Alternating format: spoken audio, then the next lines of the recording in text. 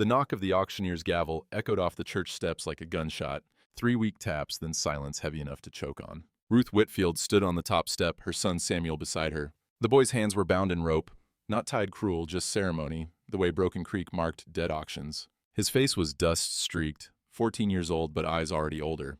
The morning sun beat down on 40-some townspeople gathered below, their faces a mix of pity and something meaner. Auctioneer Clyde Perkins unfolded the paper with hands that shook slightly. His voice carried across the square, flat and official.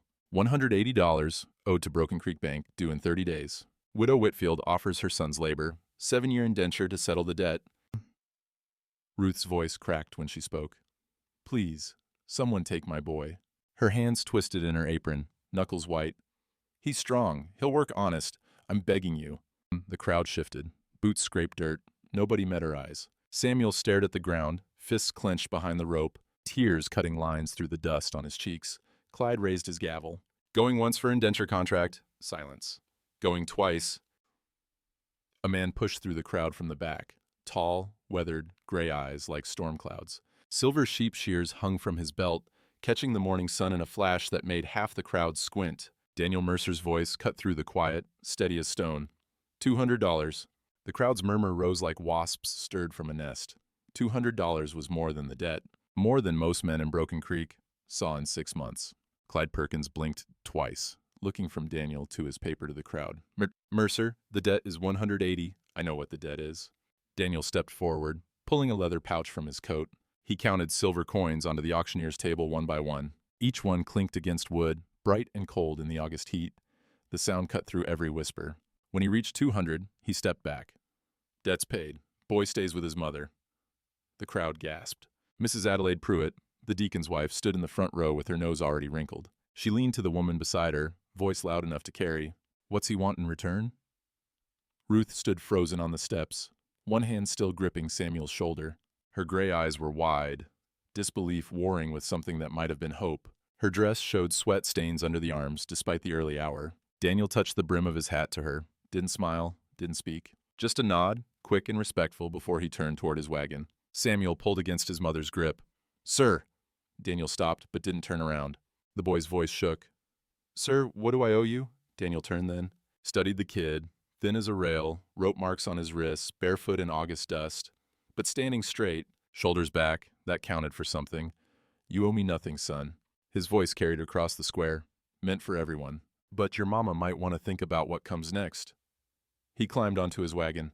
The crowd parted like water as he drove through, all of them staring. His silver shears swung from his belt with each jolt of the wheels, flashing in the sun. Ruth sank onto the church steps, pulling Samuel down beside her. Her hands shook so bad she had to clasp them together. Midday heat shimmered off the road to the Whitfield place. Daniel's wagon kicked up dust that hung in the still air, coating everything.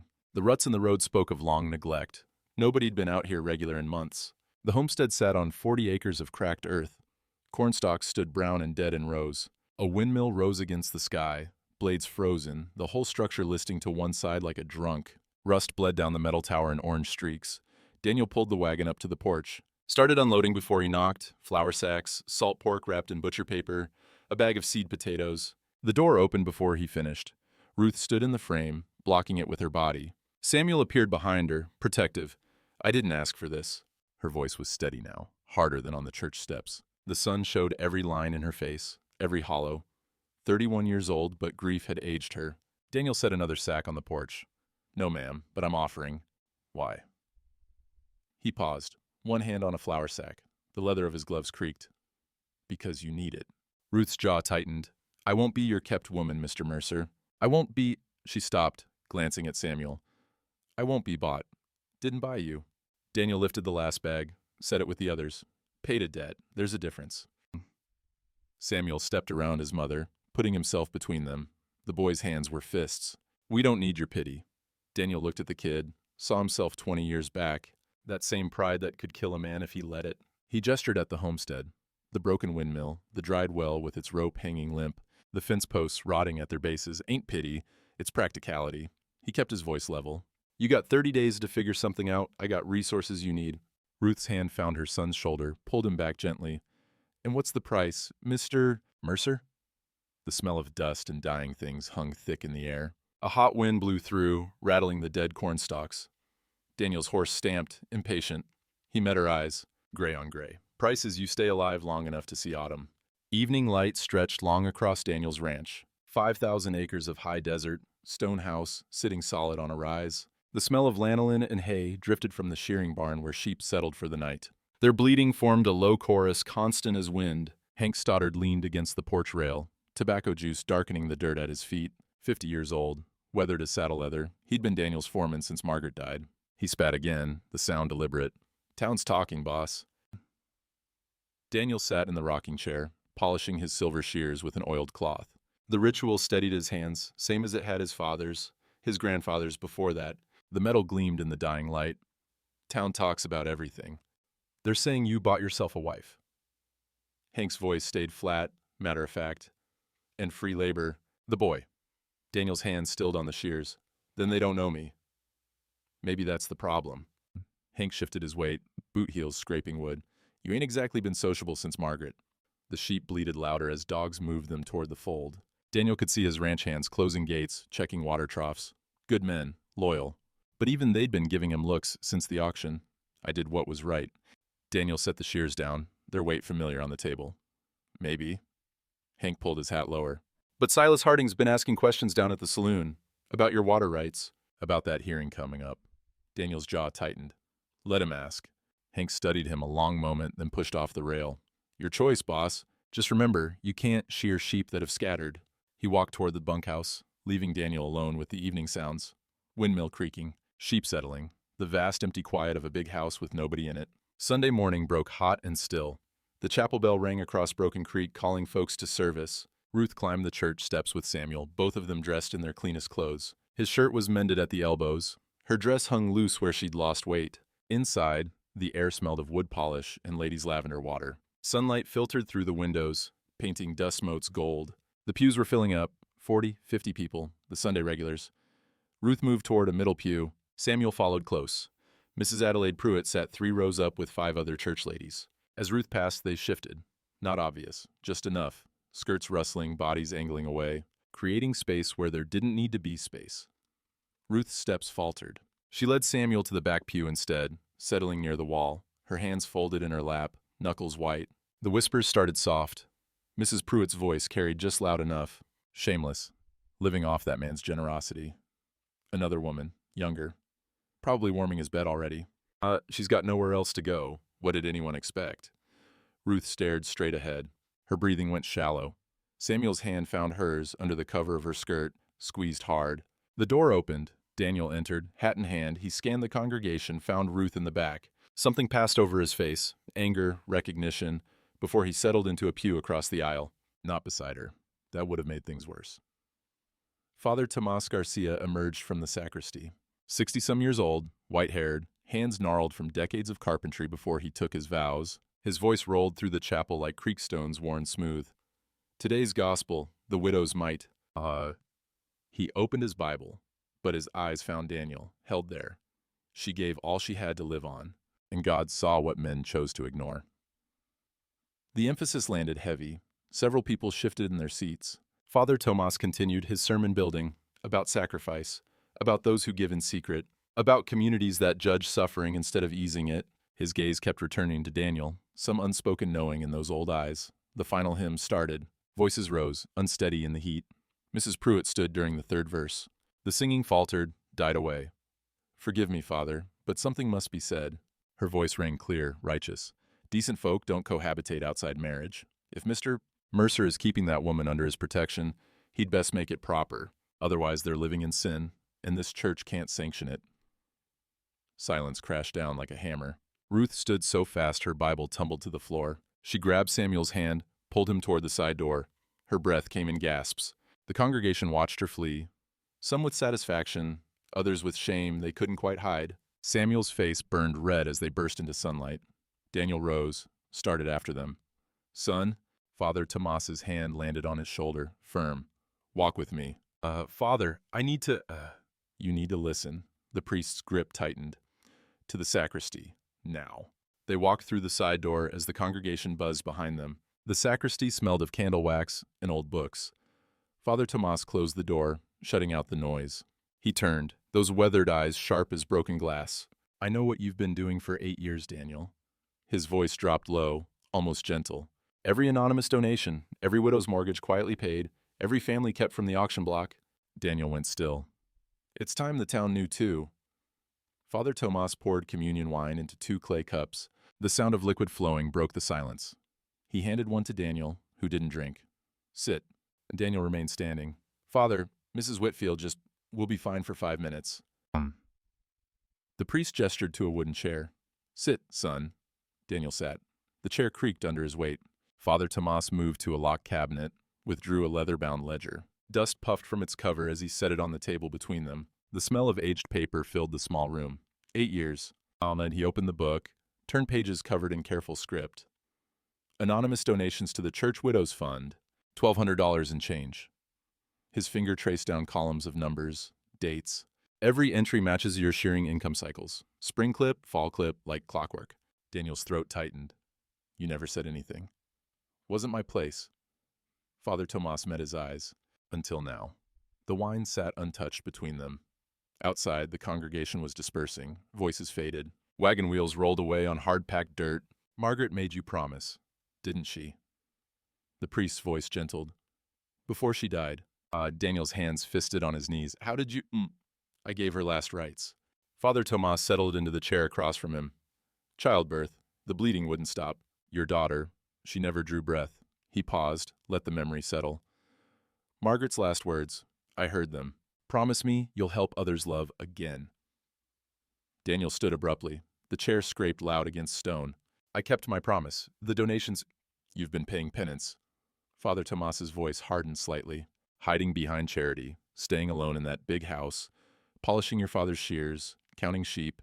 That's not living. That's not what she asked. I tried. Daniel's voice cracked. I tried to save them both and I couldn't. So now you save everyone else.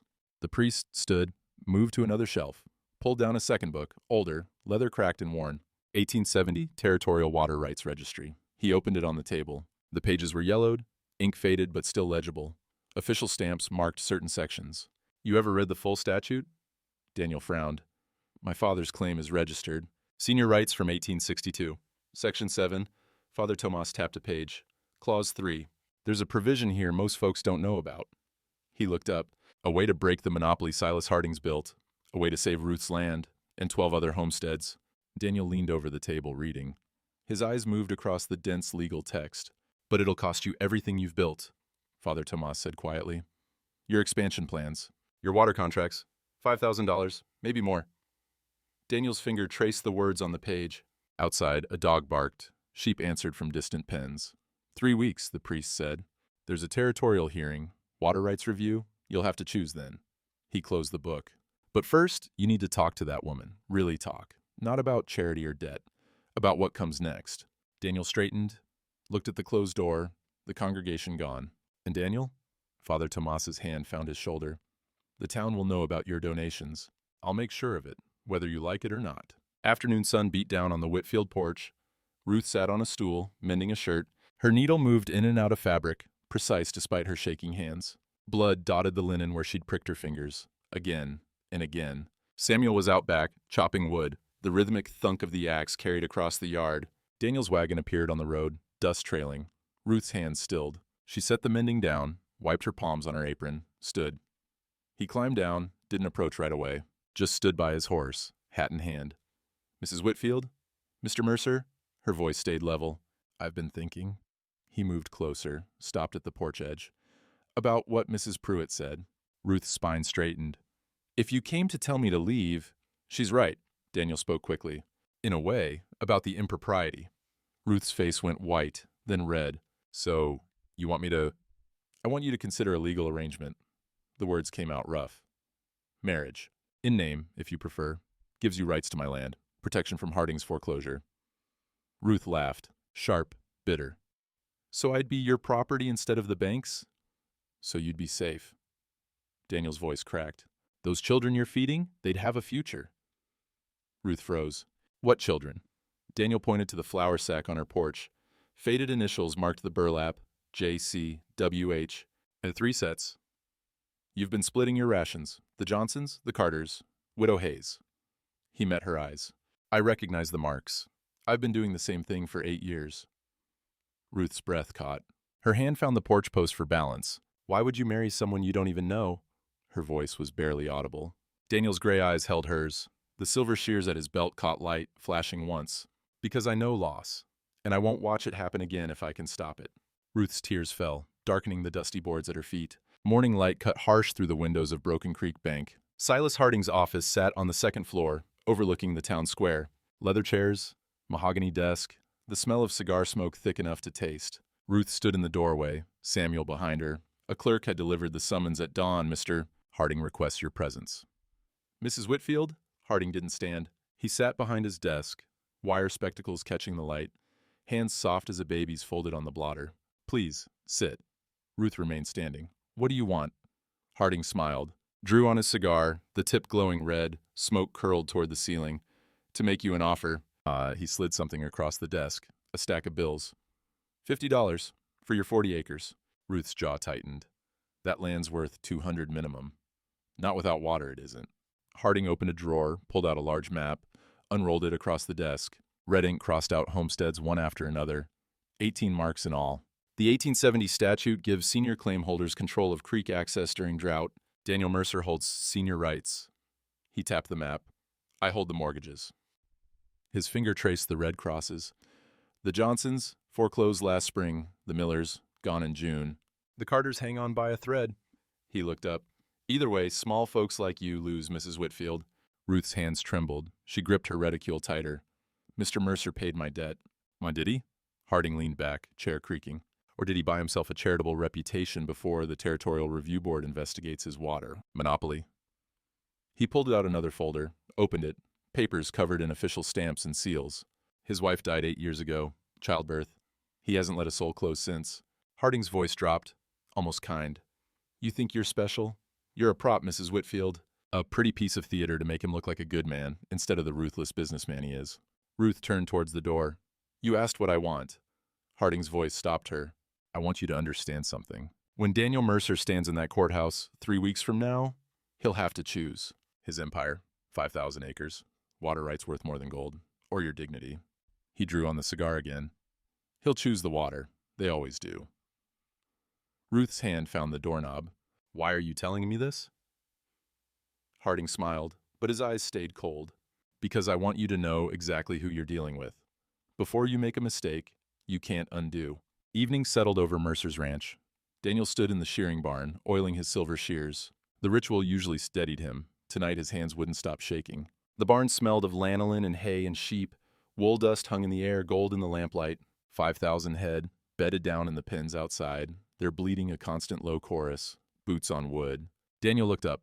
Hank Stoddard stood in the doorway, 3 ranch hands behind him, Tom, Eddie, young Marcus. All of them held their hats. Daniel set the shears down. Evening. Boss. Hank's voice was flat. We're leaving. The words hung there. Daniel's chest tightened. What? Can't work for a man who's about to bankrupt himself over a woman. Hank stepped forward. Town's taking bets, whether you'll surrender water rights at the hearing. If you do, ranch can't expand. Contracts are worthless. We're all out of work. Tom spoke up, young and nervous. Nothing personal, Mr. Mercer. Then don't make it personal. Daniel's voice went hard. Stay. We'll figure something. There's nothing to figure. Hank pulled an envelope from his pocket, set it on the workbench. 2 weeks' pay were owed. We'll be gone by morning. Eddie and Marcus filed past. Wouldn't meet his eyes. Tom hesitated, started to speak, then followed the others out. Hank paused at the door. Your father built this ranch from nothing. 40 years of work. You're throwing it away for a woman you don't even know. You don't understand. I understand you're grief drunk. Hank's voice softened slightly. Has been since Margaret. But this ain't the way, boss. This ain't the way. He walked out. Horses stamped in the yard, voices low, gear being loaded, then hoofbeats fading into the night. Daniel stood alone in the barn. The sheep bleated, restless. Somewhere a board creaked, the vast empty sound of a ranch running itself into the ground. A carriage rolled into the yard. Black lacquered wood, brass fittings gleaming. Daniel's stomach dropped before he even saw who climbed out. Silas Harding's boots hit the dirt with authority. He walked into the barn slow, taking his time, looking around like he owned the place already. Touching Daniel. His voice echoed off the rafters. Loyalty has a price. Daniel's hands fisted. Get off my land. Your land. Harding trailed his fingers along a sheep pen. The animals shied away from his touch. For now, he pulled a document from his coat, unfolded it. Territorial Water Review Board hearing, 3 weeks. You'll have to testify about your senior claim. Explain why you control access to the only reliable creek in 40 miles while families die of thirst. I've never refused anyone water. No? Harding's eyebrows rose. Then why do I hold mortgages on 18 failed homesteads? Why did the Millers lose their land in June? The Johnsons in May? He stepped closer. Because without guaranteed water access, banks won't extend credit. Crops fail. Families fail. You've had the power to change that for years, Daniel. You just never did. The words landed like blows. Daniel's jaw worked. My father died on this land. Harding's voice went quiet, dangerous. 1868, drought year, before you bought it. But your predecessor owned it then, man named Garrett. He walked through the barn, dust rising with each step. My father begged Garrett for water access, just enough to keep his family's 40 acres alive. Garrett refused, said senior rights were senior rights. Harding stopped, turned. My father crawled 2 miles before his heart gave out. I was 12 years old. I found him at dawn, fingers still clawed into the dirt, reaching toward water he could never have. Daniel went very still. I built my wealth to never be that powerless again. Harding's eyes glinted in the lamplight. And I won't let you destroy the system that protects men like us. Men who understand that charity is a luxury, that sentiment is expensive, that the law is the law for a reason. He tossed the document onto the workbench. It landed beside Daniel's shears. You can keep your rights in your empire, or you can play hero and lose everything. He moved toward the door. But understand this. Some things can't be saved, no matter how much you sacrifice. But he paused, silhouetted against the night. Margaret died in childbirth, didn't she? All that wealth, all that power, and you couldn't save her. His voice dropped to a whisper. What makes you think you can save anyone else? The carriage rolled away. Daniel stood in the empty barn, surrounded by the bleating of 5,000 sheep, the smell of wool and oil, and his own failure. His hands found the silver shears. The metal was cold, heavy. 3 generations of Mercers had built this empire, and he was about to throw it all away. Night pressed against the cabin windows. Ruth folded clothes by candlelight, the flame guttering each time her breath hitched. A small trunk sat open on the floor. Everything they owned would fit inside with room to spare. The smell of tallow filled the small space. Her hands moved mechanically, smoothing fabric that didn't need smoothing. Her sewing basket sat beside her, needle and thread visible in the dim light. Samuel appeared in the doorway. Barefoot, suspenders hanging loose, he watched her pack in silence. We leaving? Ruth didn't look up, kept folding. Yes. Why? Mr. Mercer's lost his crew because of us. Her voice stayed steady through force of will. His foremen, his men, all gone. Samuel crossed his arms. Or because he chose to help us. Same thing. Ruth set a shirt in the trunk. I won't be the reason a good man loses everything he's built. Maybe he thinks we're worth it. Ruth's hand stilled. We're not. Ma, Samuel's voice cracked. Pa died because nobody helped. You gonna let Mr. Mercer lose everything because we're too proud to accept help? Ruth turned on him, tears streaming. Your father was a good man, Samuel. He worked himself to death trying to provide, and when he needed help, when we needed help, this town shut its doors. Her voice broke. I won't do that to someone else. I won't be the weight that drags a decent man under. Samuel knelt beside her. 14 years old, but his eyes held something older. Understanding born of watching his father die slow, watching his mother beg. Then what was the point? His whisper cut deeper than shouting. Pa worked till it killed him.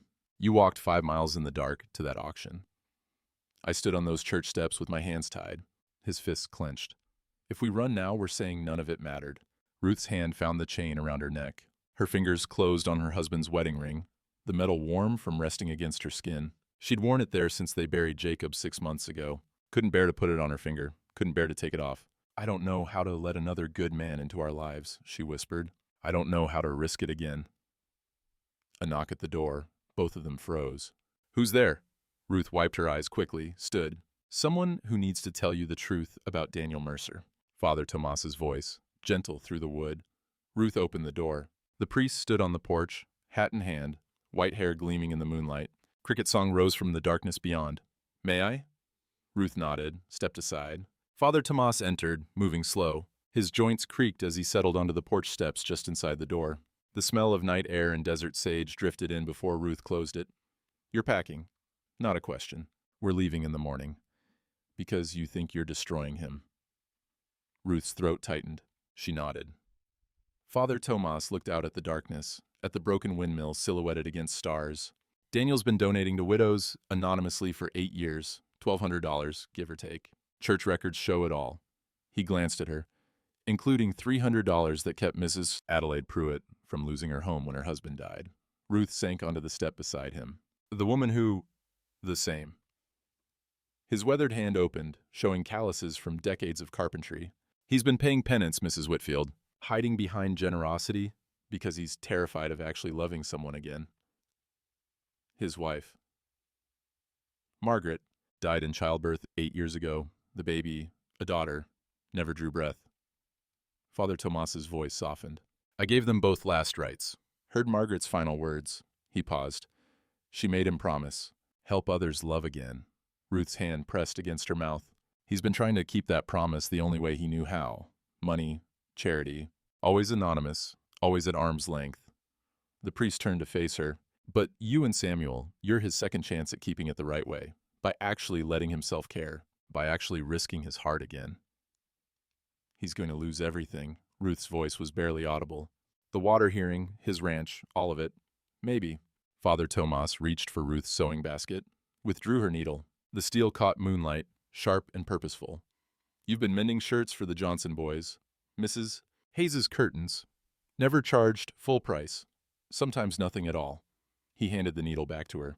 Ruth took it, the metal cool against her palm. You give dignity through your hands, through work, through making things whole. His eyes held hers. That's what he needs, Mrs. Whitfield. Not someone to rescue, not someone to save. A partner who understands that dignity isn't bought, it's shared. Ruth stared at the needle. Blood still marked its tip from earlier, when her hands had shaken too badly to sew straight. She thought of all the hours she'd spent with this tool, all the torn things made whole. All the ways she'd tried to keep her pride intact while everything crumbled. The hearing's in 3 weeks, Father Tomas said.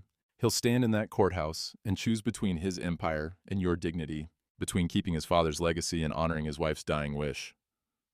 He stood slowly, joints popping. I want you to choose first. Choose what? Who you want to be in that courtroom. His hand found her shoulder, squeezed gently. A woman being saved, or a partner standing beside him. He moved to the door, opened it. Night sounds rushed in. Crickets, distant sheep, wind through dying corn. Daniel Mercer is terrified he'll fail you the way he failed Margaret, the priest said. That his wealth won't be enough. That his protection won't be enough. That he won't be enough. He looked back. Show him he doesn't have to be everything, just enough. The door closed behind him. His footsteps faded down the road. Ruth sat in the candlelight, needle in one hand, her husband's ring in the other. Samuel watched from across the room. Ma? Ruth looked at her son, at the trunk half-packed, at the needle that had kept them alive through pride and stubbornness and the refusal to give up. She set the ring down carefully, picked up the shirt she'd been mending, threaded the needle with steady hands. We're staying. Morning sun turned the general store's windows to gold. Ruth pushed through the door, bell chiming overhead. The smell of dry goods, flour, coffee, tobacco, mixed with sawdust scattered across the floor. Amos Keller stood behind the counter, 60-some years old, apron stained from a lifetime of merchant work. He nodded as Ruth approached. Mrs. Whitfield. Mr. Keller. Ruth set coins on the counter, her last ones. Thread, black if you have it. Amos pulled a spool from the shelf. 20 cents. The door chimed again. Mrs. Adelaide Pruitt swept in with 3 women from the church, her usual entourage. Their skirts rustled like dry leaves. The smell of lavender water announced them before they spoke. Mrs. Pruitt's eyes landed on Ruth. Her mouth pursed. Surprised you have money left, Mrs. Whitfield. Her voice carried through the store. After leeching off Mr. Mercer. Ruth's spine straightened. She didn't answer, focused on counting coins into Amos's palm. The women gathered near the fabric counter, voices pitched just loud enough. Shameless, really. Living in sin no matter what Father Tomas says. That poor man's losing everything because of her.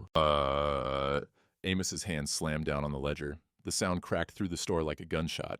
Everyone froze. Mrs. Whitfield's paid every cent she's owed here for 6 months.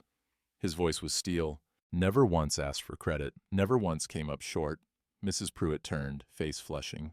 That's not the point. The point, Amos cut her off, is you all watched her husband die because Doc Morton wouldn't come without upfront payment. Then you shut your doors when she needed help. He pulled out his account book, slapped it open on the counter. Pages of careful records, names and numbers in neat columns. She's mended shirts for half your families. Never charged full price. The Johnson boys, she did 3 shirts for a loaf of bread. His finger traced down the page. Mrs. Hayes's curtains didn't charge at all. He looked up at the women. Where was your Christian charity then? The store went silent. Mrs. Pruitt's face cycled through shades of red. Ruth's hand found Amos's across the counter, squeezed once. Thank you. Amos pulled out another spool of thread, set it beside the first. On the house. His voice softened. Heard about the water hearing coming up. Reckon Daniel's gonna need folks who understand what's right. Ruth took both spools. Her eyes burned, but she kept her chin up. Walked past Mrs. Pruitt and her ladies without another word. The bell chimed as the door closed behind her. Evening light slanted through the windows of Daniel's study. Books covered every surface. Ledgers, legal documents, territorial records stacked on the desk, the floor, 2 chairs. The smell of old paper and lamp oil thick in the air. Daniel sat hunched over the 1870 water rights registry, eyes bloodshot from reading. He'd been at it since dawn, page after page of dense legal text trying to find something, anything. The door creaked. Father Tomas entered with a tin cup of coffee, steam rising in the lamplight. You found it. Daniel looked up. His voice was hoarse. How did you— Your face. The priest set the coffee down. You wouldn't look that terrified if you hadn't. Eyes. Daniel tapped the open book. Section 7, Clause 3. His finger traced the words he'd nearly memorized. If a senior rights holder releases his claim to common benefit, and if the majority of junior rights holders are registered homesteaders, not speculators, then water access equalizes.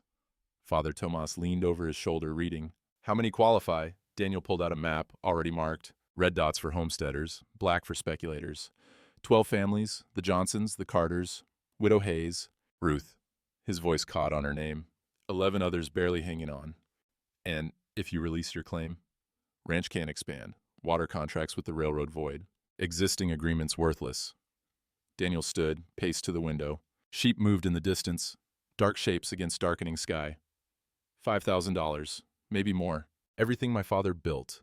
Everything his father built before him. The silver shears lay on the desk, gleaming in the lamplight. 3 generations of Mercers. All that weight in one tool. What's the alternative? Father Tomas asked quietly. Daniel's reflection stared back from the window glass. A ghost of himself. Keep my rights. Watch 12 families lose their land to Harding. Marry Ruth, knowing I chose money over her dignity, and his fist pressed against the window frame. Knowing I'm exactly what the town thinks I am. Or I prove Margaret's dying wish meant something. Father Tomas moved beside him. Outside, the last light faded. Stars emerged one by one, cold and distant and infinite. I couldn't save her, Daniel whispered. The bleeding wouldn't stop. All that money, all that land, and I couldn't— His voice broke. What makes me think I can save anyone else? You're not saving them. The priest's hand found his shoulder. You're giving them the choice to save themselves. There's a difference. Daniel turned from the window, looked at the book on the desk, the map with its red dots marking lives hanging by threads, the shears his grandfather had used to build an empire. If I do this, the town will think I'm a fool. Father Tomas smiled slightly. The town already thinks you're grieving. Show them you're healed. Daniel picked up the shears, the weight familiar, the metal cold. 3 weeks until the hearing. 3 weeks to decide who he was going to be. Dawn broke cold and colorless. Ruth stood on the porch with a packed bag at her feet, the same trunk from 3 nights ago. She'd changed her mind twice since Father Tomas left. Packed, unpacked, packed again. Samuel was still asleep inside. She'd leave a note, tell him to stay, that Mr. Mercer would look after him. The boy deserved better than a mother who brought ruin everywhere she went. Hoofbeats on the road. Daniel's wagon appeared through the morning mist, moving slow. Ruth's stomach dropped. She picked up the bag. Daniel reined in at the fence. Climbed down, saw the trunk. His face went gray. You came to say goodbye? His voice was rough, like he hadn't slept. Ruth's grip tightened on the bag's handle. I heard your crew quit. All of them. They did. 'Cause of me. Daniel took off his hat. Dust fell from the brim. Because they think I'm making a mistake. You are. Ruth's voice shook. That water hearing, you're about to lose everything you've built. Your father's ranch, your grandfather's, all of it. She gestured at the vast emptiness around them. I won't be the cause of that. You're not the cause. Daniel moved toward the porch, stopped at the bottom step. You're the reason. What reason for what? He was silent a moment. The morning wind picked up, rattling the dead corn stalks. A crow called from the broken windmill. 8 years ago, my wife bled out in my arms. The words came hard, forced through a locked throat. Our daughter died before she took her first breath. I begged God, offered him everything, the ranch, the money, my own life, anything. His hands twisted the hat brim. He took them both anyway. Ruth set the bag down slowly. I buried them behind the house, carved their names into stones with my own hands. Daniel's eyes were distant, seeing something else. Then I buried myself, went through the motions. Sheared sheep, counted money, donated to widows I'd never meet. Safe, controlled, nothing that could hurt me again. He looked up at her finally, gray eyes red-rimmed. Then you stood on those church steps, offering your son to save him, and I saw what I'd forgotten. His voice cracked. That courage is loving, even when you know it can destroy you. Ruth's tears fell. She couldn't stop them. I'm terrified, Daniel. So am I. The wind died. In the stillness, she could hear her own heartbeat. His breathing, the vast desert silence pressing in. What if you regret this? She whispered. Daniel climbed the steps. Stood close enough she could smell leather and wool and honest sweat. The only thing I'll regret is not standing beside you in 3 weeks. When that judge asks who I am, what I choose. He held out his hand. Stay, please. Ruth looked at his hand, calloused. Scarred from a lifetime of hard work. Strong, she took it. Afternoon heat shimmered off the barn roof. Daniel led Samuel inside, into the cool dimness that smelled of hay and lanolin and sheep. Wool dust hung in shafts of light from gaps in the boards. A ewe stood in a shearing pen, already secured. Her fleece was thick, ready for clipping. She bleated once, nervous but not fighting. You ever sheared before? Daniel asked. Samuel shook his head. Pa had cattle, just 3 head. Lost them before. He stopped. Before. Daniel pulled his silver shears from his belt. The metal gleamed even in low light, polished smooth by 3 generations of use. He demonstrated on the ewe, his movements practiced. Efficient but gentle. Grip firm but not cruel. See? The shears clicked through wool, peeling it back in long strips. Sheep trusts you not to hurt her. That's the contract. Samuel watched, silent. Daniel handed him the shears. Your turn. The boy took them carefully. Both hands. The weight surprised him, heavier than they looked. These were your paws? My grandfather's. Daniel guided Samuel's hands to the right position. Pass to my father, then me. He stepped back. Meant to pass to my son. The words hung there. The barn went quiet, except for the ewes breathing, the distant bleating of the flock outside. Samuel's hands shook. I'm not your son. Daniel's voice stayed steady. Not by blood, but by choice, if you'll have me. Samuel positioned the shears, began to cut, slow, careful. The wool fell away in uneven strips, but he didn't cut the animal. She stood patient under his inexperienced hands. My pa was a good man. Samuel's voice was thick. Just unlucky. Then we'll honor him by being the men he'd want us to be. Samuel nodded. Tears tracked down his cheeks, but he kept working. The rhythm steadied. His hands stopped shaking. They worked in silence for a while. The ewe's fleece piled at their feet, cream-colored and thick. Finally, Samuel set the shears down, wiped his face with his sleeve. In 3 weeks, there's a hearing. Daniel picked up the shears, weighed them in his palm. They'll ask questions about my character, my intentions, why I'm doing this. He looked at the boy. I need you to tell the truth, whatever you think it is. What if the truth cost you everything? Daniel handed the shears back. Then it's worth it. Samuel stared at them. At the gleam of metal that had built an empire, fed families, passed through generations, all that history in one tool. Keep them for now. His voice cracked. I'll earn the right to use them. Daniel's throat went tight. He put his hand on Samuel's shoulder, squeezed. You already have, son. The boy turned into him then, arms wrapping around Daniel's waist. 14 years old, but still young enough to need a father's hold. Daniel's arms came up, pulled him close.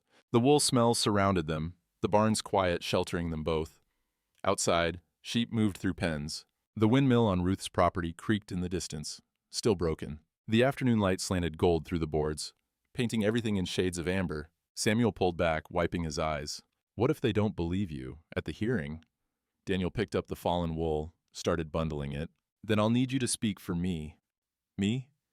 Sometimes the truth carries more weight from an honest witness than from the man being judged. Daniel met his eyes.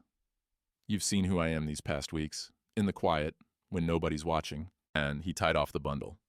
That's the only testimony that matters. Samuel nodded slowly, picked up the shears again, testing their weight, learning their balance. I won't let you down, he whispered. I know. They finished the shearing together as the sun tracked west, teacher and student, something deeper than blood binding them. The ewe walked free when they were done, lighter and clean, ready for whatever came next. The territorial courthouse sat on the north end of Broken Creek, adobe walls thick enough to keep the August heat at bay. Inside, the air smelled of old wood and ink and 60-some bodies packed too close. Judge Harlan presided from the bench, territorial appointee down from Santa Fe, white beard, sharp eyes that missed nothing. His gavel lay within reach, already used twice to quiet the gallery. Daniel sat at the front table, alone. No lawyer, no foreman, Father Tomas in the front row behind him, the only ally visible. Across the aisle, Silas Harding sat with two attorneys in expensive suits. Papers stacked neat, confident. Ruth and Samuel sat 3 rows back. She wore her cleanest dress, mended at the shoulders. Her sewing basket rested in her lap, fingers worrying the handle. The gallery was full. Shopkeepers, ranchers, townswomen in Sunday clothes. Mrs. Pruitt sat with her church ladies. Amos Keller near the back. The Johnsons, the Carters, Widow Hayes. All the homesteaders with junior water rights, watching with hollow eyes. Judge Harlan banged his gavel. The sound cut through the murmuring. This hearing concerns the 1870 Territorial Water Rights Statute and the distribution of creek access during drought conditions. His voice carried, formal. Mr. Harding, you petitioned for this review. State your case. Harding stood, buttoning his coat. Your Honor, Daniel Mercer holds senior water rights dating to 1862, his father's original claim. He pulled out documents, crisp and official. Since then, Mr. Mercer has used those rights to control access. 18 homesteads have failed in the past 5 years, all due to water scarcity. He gestured to his lawyers. One stood, unrolled a map. The same one from his office, red ink crossing out failed homesteads. Recently, Mr. Mercer married a widow whose land was about to be foreclosed. Harding's voice took on a practiced sympathy. A charitable gesture, perhaps, or a calculated move to avoid investigation into monopolistic practices. The gallery murmured. Judge Harlan's eyes narrowed.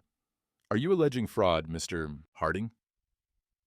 I'm alleging that Mr. Mercer's marriage is a ruse to appear benevolent before this review. His water monopoly remains unchanged, his wealth protected, while small homesteaders continue to fail. Harding sat. His lawyers nodded, satisfied. Daniel stood slowly. The chair scraped loud against floorboards. He wore his work clothes, clean but worn, dusty boots, the silver shears hanging from his belt, catching lamplight. Your Honor, I'm here to invoke Section 7, Clause 3 of the 1870 Water Rights Statute. The courtroom went silent. Even Harding's confidence flickered. Judge Harlan leaned forward. Section 7, Clause 3, the Common Benefit Release. Yes, sir. Silent. Daniel pulled the old registry from his coat, set it on the table. I'm releasing my senior claim, all of it, to common benefit distribution. The gallery erupted. Gasps, shouts, chairs scraping. The gavel banged 3 times before quiet returned. Harding surged to his feet. Your Honor, he can, if the statute's conditions are met. Judge Harlan took the registry, opened it, read in silence. Majority of junior holders must be registered homesteaders, not speculators. Daniel pulled out his own map, red dots marked carefully. 12 families qualify as homesteaders. The Johnsons, the Carters, Widow Hayes, he pointed to each mark, Ruth Whitfield, 11 others barely holding on. The judge studied the map, cross-referenced with the registry. The scratch of his pen was the only sound. Legal homesteads confirmed. He looked up. Mr. Mercer, you understand what this means? Your expansion rights void. Water contracts with the railroad terminated. Your ranch loses significant value. $5,000 worth, Your Honor, give or take. And you're willing to accept that loss? Daniel reached to his belt, unhooked the silver shears, set them on the table between himself and the judge. The metal gleamed, 3 generations of work and wealth condensed into one tool. These were my grandfather's. His voice carried to every corner. He used them to build a ranch from nothing. Passed them to my father to me. He touched the worn handles. They represent everything our family built. 70 years of work. He looked back at the gallery, found Ruth, Samuel beside her. Today, they become a symbol of something else, shared prosperity instead of hoarded power. He turned back to the judge. I'm not bankrupting myself for a woman, Your Honor. I'm correcting a system that let good people die of thirst while others had more water than they needed. Father Tomas stood. Your Honor, may I speak to Mr. Mercer's character? Judge Harlan nodded.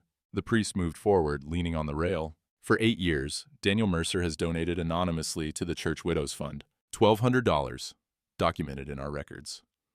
He pulled out the ledger, set it beside the shears. He's kept families from foreclosure, paid medical bills, provided food in secret. Mrs. Pruitt's face went white. Several other women shifted uncomfortably. He's been hiding behind charity, Father Tomas continued, because he was afraid to actually risk loving again after his wife died. But Ruth Whitfield and her son, they gave him a reason to step into the light. Harding stood again. This is theater, Your Honor. Character testimony doesn't change the law. The law supports Mr. Mercer's release. Judge Harlan's voice went hard. It also exposes your foreclosure leverage, Mr. Harding. If water access equalizes, your mortgages lose their power. Business is business, business built on human suffering. The judge's eyes were cold. I'll hear from Mrs. Whitfield before I rule. Ma'am? Ruth stood. Her legs shook, but she walked forward, Samuel following. She reached into her sewing basket, withdrew her needle. The steel caught light, small, sharp, purposeful. This needle's mended shirts for half this town. Her voice was quiet but steady. I learned that dignity isn't bought. It's given through work, through making broken things whole. She looked at Daniel. Mr. Mercer gave my son his future back, gave me my choice. Not because he wanted something, because he remembered what it's like to lose everything. Her hand closed around the needle. A man who'd surrender $5,000 to give 12 families a chance. That's the only testimony you need. Harding opened his mouth. Samuel stepped forward. Nobody coached me. Judge Harlan's eyebrows rose. Son, 3 days ago, Mr. Mercer taught me to shear sheep. Samuel's voice cracked but held. With his grandfather's shears, told me they'd pass to his son. He looked at Daniel. Then he said I'd earned the right to use them, even though I'm not his blood. Tears tracked down his face, but he stood straight. A man who'd give up a fortune to give me a father. His voice broke. That's the only testimony you need. The courtroom erupted. Voices overlapping, some shouting support, others weeping.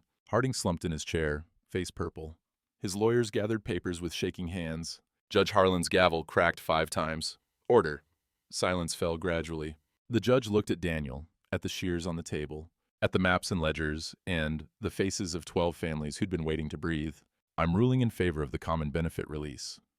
His voice rang with finality. Mercer's senior claim is dissolved. Water rights equalize among all registered homesteaders. Mr. Harding's foreclosures are void pending restoration of guaranteed water access. The gavel fell. The courtroom exploded, homesteaders surging forward, grabbing each other, weeping. Amos Keller shouted from the back. Even Miss Pruitt stood, though she looked at Ruth with something that might have been shame. Harding stood abruptly, shoved past his lawyers, past the crowd, out into the brutal sunlight. His carriage rolled away moments later, dust trailing like defeat. Judge Harlan stood. Mr. Mercer, this decision cost you roughly $5,000 in expansion value. Any regrets? Daniel looked at Ruth, at Samuel standing beside her, the boy's hand finding his mother's, at Father Tomas smiling, at the homesteaders who'd been given their lives back. Not a damn one, Your Honor. 2 weeks later, Daniel stood on the windmill platform, hammer ringing against metal. New blades turned slowly, testing their balance. Water pumped into the trough below for the first time in 8 months. The sound of it splashing, clean and cold, carried across the Whitfield property. Ruth and Samuel watched from below. The smell of machine oil and rust mixed with fresh water. The August heat pressed down, but the breeze from the turning blades offered relief. Daniel tightened the last bolt, climbed down, hands black with grease. He tested the flow. Strong, steady, reliable. She's running. He couldn't keep the grin off his face. Ruth's hand found the repaired spoke, tracing the new wood Daniel had fitted. You didn't have to do this. I wanted to. She looked at him, really looked. Saw the oil stains on his shirt, the way his eyes crinkled at the corners when he smiled, the easy way he stood on her land like he belonged there. I'm ready, she said quietly. Daniel wiped his hands on a rag. For what? To marry you. Ruth stepped closer. Not because I need saving, because I choose you as my partner. Samuel made a sound, half laugh, half cry, and turned away, but not before Daniel saw him grinning. Not my wife? Daniel asked. Ruth smiled, the first real one he'd seen from her. Wife, partner, both. Daniel's throat went tight. He nodded, not trusting his voice. Samuel turned back. Does this mean I get to use those shears now? Daniel laughed, the sound breaking loose from somewhere deep. After the wedding, son. Ruth touched his arm. One condition. Daniel tensed slightly. Name it. We plant a garden on your ranch, together. Her gray eyes held his. No servants, just us. Daniel's hand covered hers. Deal. Sunset painted the sky orange and gold. Daniel's ranch house sat solid on its rise. the stone walls warm from the day's heat. Sheep bells rang across the property as the flock settled. The smell of roasted meat drifted from tables set up in the yard, a wedding feast prepared by 3 neighboring families. 40-some people gathered on the wide porch, more than had come to church that Sunday. Homesteaders mostly, the Johnsons, the Carters, Widow Hayes with her 2 daughters. Amos Keller stood near the back. Even Mrs. Pruitt had come, though she stayed quiet, eyes downcast. Father Tomas stood at the porch edge in his vestments, Bible open in his gnarled hands. The evening light made his white hair glow like a halo. Daniel wore his father's suit, moth-eaten but brushed clean. Ruth's dress was simple, borrowed from Widow Hayes, mended and pressed. Samuel stood between them, scrubbed shiny, holding the silver shears wrapped in cloth. Father Tomas opened his mouth to begin. Hoofbeats on the road. Everyone turned. For a moment, Daniel's stomach dropped, Harding returning with some last vindictive play. But it was just a stranger passing through, tipping his hat before riding on. In the distance, a black carriage sat abandoned near the town limits. Harding's. Word had spread that he'd left on the morning stage, heading back east. His bank in receivership, his mortgages transferred to a territorial administrator. Justice, slow but certain. Father Tomas cleared his throat. Dearly beloved. The familiar words rolled out across the gathering. Daniel barely heard them. He was too focused on Ruth's face. The way the sunset caught in her gray eyes, the small smile at her lips, the steady way she held his gaze. Daniel Mercer, do you take this woman? I do. Gentle laughter rippled through the crowd. Ruth Whitfield, do you take this man? I do. No hesitation. Strong and clear. Father Tomas smiled. The rings? Samuel stepped forward, set down the shears, pulled out a simple gold band Daniel had bought in town. Ruth's hand trembled as Daniel slid it onto her finger. Then Ruth reached into her pocket, withdrew her husband's wedding ring, the one she'd worn on a chain for 6 months. She held it a moment, the metal catching light. Her thumb traced the worn band. She looked at Samuel. Your father was a good man. He'd want us to be happy. Samuel nodded, tears streaming. Ruth slipped the ring back into her pocket. Tomorrow she'd bury it at Jacob's grave, a final goodbye. But tonight, she took the new band Samuel offered, simple, unadorned, and placed it on Daniel's finger. I now pronounce you man and wife. Daniel kissed her. Gentle, reverent, tasting of salt and hope and new beginnings. The crowd erupted in applause. Amos shouted from the back. 3 cheers for the stubbornest man in New Mexico. Laughter, cheers. The homesteaders surged forward with congratulations, handshakes, backslaps, the women embracing Ruth with tears and joy. Mrs. Pruitt approached hesitantly. Mrs. Mercer, the name strange on her lips. I was wrong to judge you. Ruth's hand found hers, squeezed. We all were wrong about something. The sun sank lower, painting everything gold. Samuel unwrapped the silver shears, held them out to Daniel. These are yours now, son. Daniel's voice was thick. Use them to build something good. Samuel accepted them with both hands. The weight familiar now from practice. He looked at the gathered crowd, his new family, his new community, his new life. I will, Pa. The word, Pa, hit Daniel like a fist to the chest. He pulled the boy close, one arm around him, the other around Ruth. His family, hard-won and chosen and real. Music started. A fiddle, someone's guitar. The homesteaders cleared space for dancing. Ruth's hand found Daniel's, pulled him toward the makeshift floor. I don't dance, he protested. You do now. They moved through the steps, clumsy but laughing. Samuel stood with the other young folks, the shears at his belt catching firelight as lanterns were lit against the gathering dark. Sheep bells rang across the valley. The windmill on Ruth's property, visible in the distance, turned steady in the evening breeze, water flowing, life returning. Ruth leaned against Daniel's shoulder. Think we'll be all right? Daniel's arms tightened around her. We already are. Above them, stars emerged one by one. The desert wind carried the scent of sage and wildflowers and the smoke from cooking fires.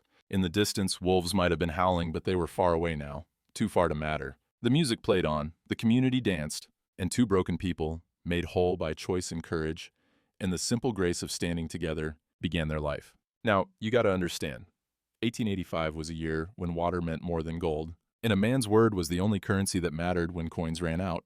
Daniel Mercer lost $5,000 in land value that day in the courthouse. His expansion plans died. His railroad contracts turned to dust. His foreman never came back, and half the county thought he'd lost his mind. But he gained something no ledger could track. Ruth and Daniel planted that garden like she asked. Rows of beans, squash, carrots, working side by side every dawn for 3 months.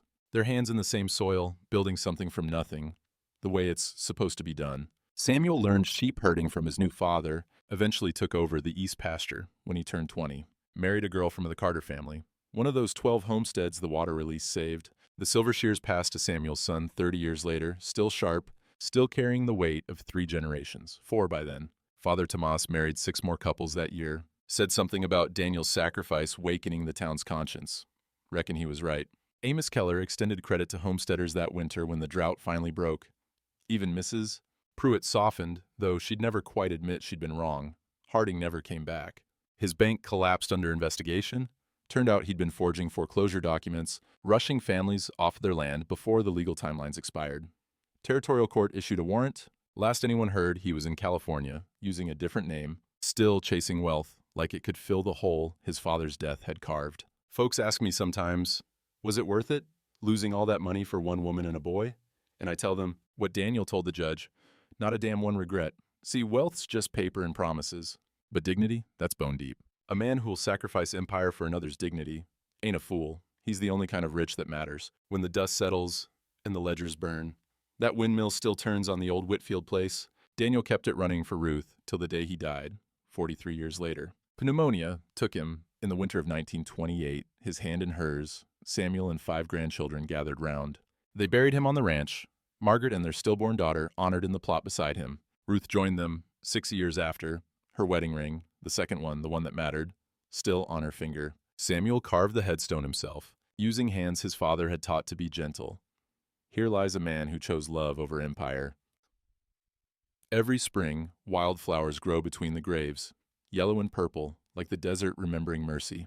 The garden they planted together still produces, tended now by great-great-grandchildren, who never knew Daniel's name but live because of his choice. The shears hang in the family barn, retired now, too precious for daily use. But the legacy they represent, that dignity matters more than wealth, that sacrifice is the truest measure of a man, that keeps cutting true. Some winters break you, some summers remake you. August of 1885 remade them all.